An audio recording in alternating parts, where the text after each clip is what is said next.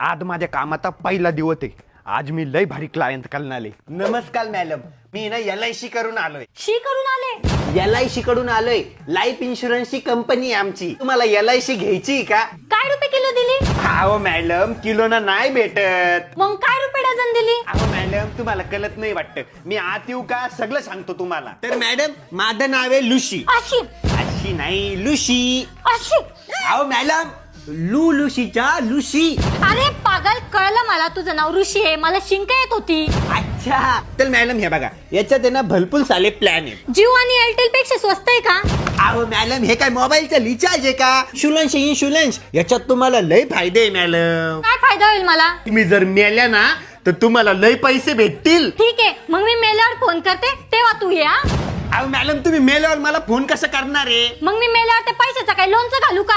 अहो मॅडम, ते तुमच्या परिवाराला भेटतील पैसे. समज मी मेलेच नाही मग? अहो मॅडम, कसं म्हणणार नाही? समजा तुम्ही स्कूटीवरती कुठेतरी बाहेर चाललाय आणि तुमचा ऍक्सिडेंट झाला तर माझ्याकडे तर स्कूटीच नाहीये.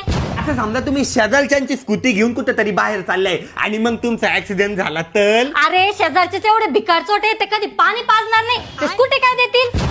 आता समजा तुम्ही 10 वर्ष मेहनत केली, मग स्वतःची स्कूटी घेतली, मग तुमचा ऍक्सिडेंट झाला तर? इथं मला महिनाभर काम होणार नाही. तू पुढच्या 10 वर्षाची काय गोष्ट करतो? आता समजा मी तुम्हाला स्कूटी गिफ्ट केली आणि मग तुमचा ऍक्सिडेंट झाला तर? अच्छा, तू मला स्कूटी गिफ्ट देणार आहे? दे चाबी मग.